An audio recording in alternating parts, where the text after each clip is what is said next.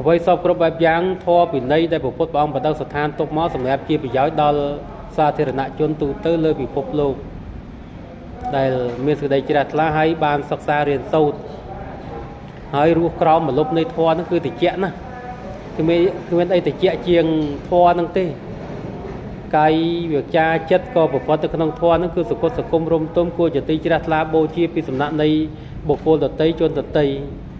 ហើយរស់នៅដោយមិនមានពៀវរានឹងគ្នារស់នៅដោយសុខសាន្តស្រួល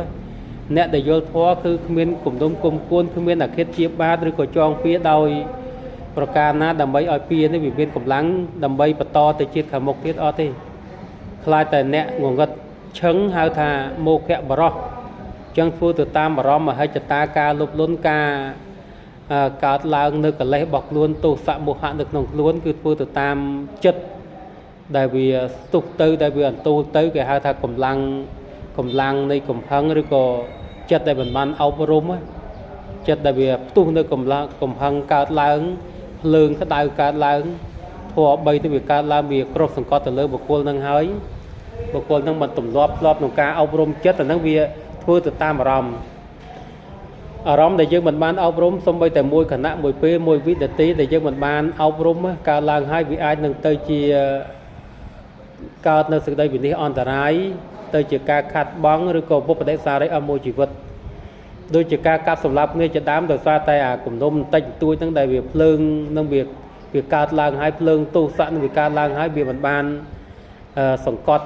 ចិត្តទៅវាធ្វើឲ្យមនុស្សវាទប់មិនបានមានកបិតមានប៉ាំងតោមានដាវមានលំពេងមានចបមានអីជាដើមមានកំភ្លើងជាដើមនៅជាប់ដៃគឺផោងភ្លាមទៅហើយផោងភ្លាមទៅហើយសួរថាយើងសប្បាយអត់ទេគេកំពុងតែប្រកាច់គេកំពុងតែ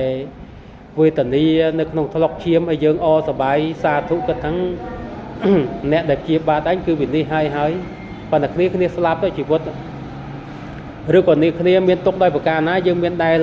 យកចិត្តយើងទៅប្រៀបធៀបគិតជាមួយនឹងសេចក្តីទុករបស់អ្នកដទៃទេតើតែយើងគិតពីផលវិបាករបស់អ្នកដទៃទើបយើង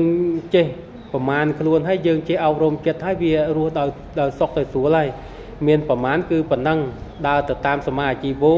តាមលទ្ធភាពដែលយើងមានបានកុំតូចចិត្តនឹងវាសនាកុំតបបានជាមួយនឹងព្រហ្មលិខិតអ្វីស្ថិតនៅលើកម្មផលហើយនៅស្ថិតទៅលើ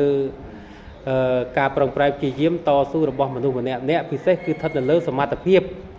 ពាក្យថាសមត្ថភាពមានន័យថាការរៀនសូត្រនឹងហើយការរៀនសូត្រដើម្បីឲ្យវាមានសមត្ថភាពខ្ពស់ឲ្យមានសមត្ថភាពខ្លាំងហើយងាយស្រួលក្នុងការរស់នៅពីព្រោះការរស់នៅនេះមិនមែនថារស់តែម្នាក់ឯងទេរស់នៅក្នុងសង្គមវាថាសង្គមផ្ដើមមនុស្សចាប់ពី2នាក់ឡើង